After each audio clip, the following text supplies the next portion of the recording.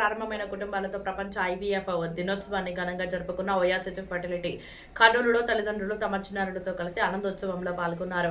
Kurnool July 24, 2026 ప్రపంచ IVF దినోత్సవం సందర్భంగా భారతదేశంలోని ప్రముఖ ఫర్టిలిటీ కేంద్రాల శ్రేణిలో ఒకటైన ఓయాసిస్ ఫర్టిలిటీ కర్నూలు మరియు పరిసర జిల్లాల నుండి ఓయాసిస్ సాయంతో తల్లిదండ్రులైన కుటుంబాలను ఒకే చోటకు ఆహ్వానించే ప్రత్యేక కార్యక్రమాన్ని నిర్వహించింది. సైన్స్ సహాయంతో ప్రారంభమైన తమ కుటుంబాలను సంబరంగా గుర్తు చేసుకుంటూ తల్లిదండ్రులు తమ చిన్నారులతో కలిసి ఈ ఆనందోత్సవంలో పాల్గొన్నారు.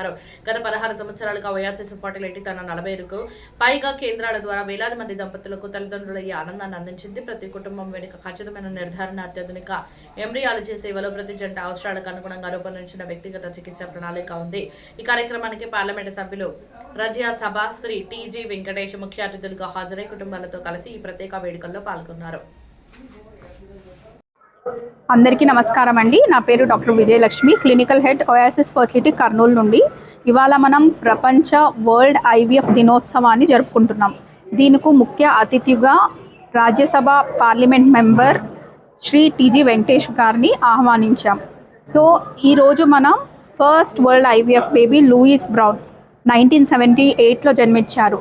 ఆవిడ పుట్టి 48 ఇయర్స్ అయినప్పటికీ కూడా ఇవాళ కూడా మన జనాల్లో ఐవీఎఫ్ ట్రీట్మెంట్ చేయించుకున్నామని చెప్పడానికే సంకోచిస్తున్నారు. ఐవీఎఫ్తో ఆమె సాధారణ జీవన శైలి, నార్మల్గానే పిల్లల్ని కనింది, ఎటువంటి అసలు డిసీజెస్ అనేవి ఏమీ లేవు ఆమెకి ఇప్పటికీ కూడా. ఇవన్నీ ఉన్నా కూడా మన జనంలో ఐవీఎఫ్ అంటే చాలా అపోహలు ఉన్నాయి. అండ్ మన ముఖ్యమంత్రి గారు శ్రీ నారా చంద్రబాబు నాయుడు గారు పిల్లల్ని కనండి అని చెప్తున్నారు. ఎందుకు కనమని చెప్తున్నారు? దీని వెనుక కారణం ఏంటి అంటే టోటల్ ఫర్టిలిటీ రేట్ ఇంతకుముందు మన దగ్గర 2.4% ఉండేది. అది ఇప్పుడు 1.4కి పడిపోయింది మన ఆంధ్రప్రదేశ్ అండ్ మొత్తం దేశవ్యాప్తంగా. సో దీనివల్ల ఏమవుతుందంటే వృద్ధ జనాభా ఎక్కువయ్యి మనకు యూత్ జనాభా అనేది తగ్గిపోతుంది. సో ఇండియా ఎకనామీ పడిపోతుంది. మన దేశాన్ని ముందుంచడానికి మనకి యూత్ పాపులేషన్ అనేది కావాలి. అందుకు ఫర్టిలిటీ రేట్ అనేది మనం టోటల్ ఫర్టిలిటీ రేట్ అనేది ఇంప్రూవ్ చేయాలి. అందుకు మన ప్రభుత్వం కూడా ప్రోత్సహిస్తున్నారు, మన ప్రభుత్వం వారు. సో మనం ఇప్పుడు చూసుకుంటే ప్రతి 6 మందిలో ఒక్కరు దీంతో బాధపడుతున్నారు, సంతానలేమి సమస్యతో బాధపడుతున్నారు. ఎందువల్ల అంటే మనకున్న అలవాట్లు కావచ్చు, మనకున్న జీవన శైలి కావచ్చు. ఆడవారిలో అయితే పీసీఓఎస్, ఎండోమెట్రియోసిస్, ట్యూబల్ ఫ్యాక్టర్ ఇలా అనేక కారణాలు చెప్పుకోవచ్చు. మగవారిలో కూడా స్పర్మ్ కౌంట్ మరియు నాణ్యత, మళ్ళీ కొంతమందికి అసలు స్పర్మే లేకుండా పోతా ఉంది. సో ఇవన్నీ కూడా ఆల్కహాల్, స్మోకింగ్, జీవన శైలి, నిద్ర లేకపోవడం, స్ట్రెస్, ఒత్తిడి, ఇవన్నీ కారణాలు. సో ఇవన్నీ మనం ఎలా తడుకోవచ్చు అంటే మనం మారుతున్న జీవన శైలిని బట్టి.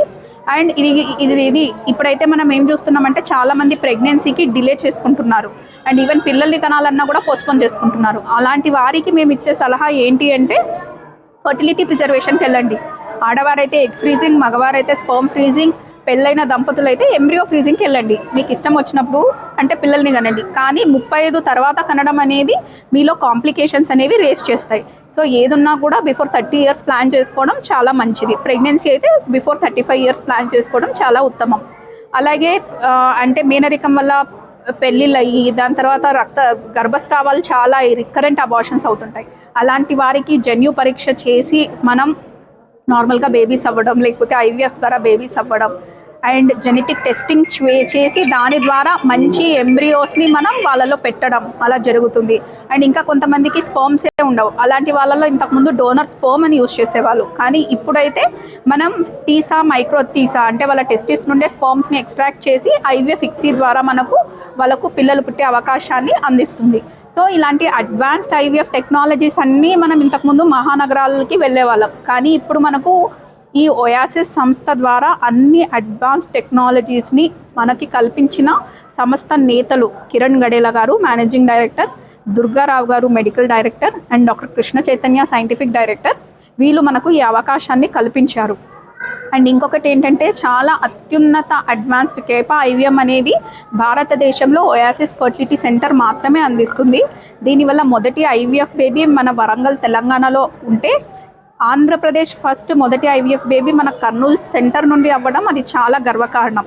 అంతేకాక ఓయాసిస్ ఫర్టిలిటీ సంస్థ నుండి వచ్చే ఫర్టిలిటీ స్పెషలిస్టులు ఇక్కడే కాదు, ఈవెన్ ప్రపంచవ్యాప్తంగా కూడా రాణిస్తున్నారు. మొన్ననే ఎస్రే కాన్ఫరెన్స్ అనేది జరిగింది జూలై 5 to 8. అక్కడ మనవి 29 poster presentations and 5 oral presentation select అయ్యాయి. అంటే మనం ఇక్కడే కాదు, ప్రపంచవ్యాప్తంగా కూడా రాణిస్తున్నాం. సో ఇలా అన్ని అడ్వాన్స్ టెక్నాలజీస్లో అప్డేట్ అవుతూ ఎథికల్గా, మోస్ట్ ట్రాన్స్పరెంట్గా సక్సెస్ రేట్స్ అనేది మనం ఆల్మోస్ట్ 60 to 70% వరకు మనం తీసుకొస్తున్నాం. ఒక్క సెంటర్లో కాదు, ఈ ఓయాసిస్ సంస్థ 2009లో స్టార్ట్ అయ్యి ఇప్పటికీ 48 centres across all over India spread అయింది. సో అన్ని సంస్థల్లోనూ ఈ అందరు ఫర్టిలిటీ స్పెషలిస్ట్ వాళ్ళ నాలెడ్జ్ అనేది అప్డేట్ చేస్తూ మనం ఎక్కువ సక్సెస్ రేట్స్ని అందిస్తున్నాం. అందరికీ ప్రపంచ IVF దినోత్సవ శుభాకాంక్షలు తెలుపుతూ సెలవు తీసుకుంటున్నాను.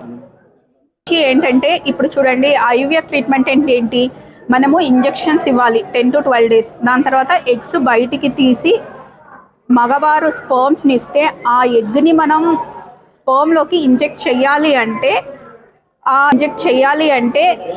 అవన్నీ చాలా టెంపరేచర్ కంట్రోల్ అని ఉండాలి. అవన్నీ కరెక్ట్గా మెయింటైన్ చేయాలి. సో ఆ ల్యాబ్ని మెయింటైన్ చేయడానికి, ఈ ఇంజెక్షన్స్ ఇవ్వడానికే ఖర్చు ఎక్కువ అవుతుంది యాజ్ సచ్. సో అందుకు ఇక్కడ మనకు ఓయాసిస్ ఫర్టిలిటీలో ఏమంటే మనకి EMI ఆప్షన్స్ అనేవి కూడా ఉన్నాయి. సో దాని ద్వారా కూడా వెళ్ళొచ్చు కూడా అంతే ఉంటుంది. కానీ IVF వల్ల బేబీస్కి ప్రత్యేకంగా కాంప్లికేషన్స్ అనేది ఏమీ ఉండదు.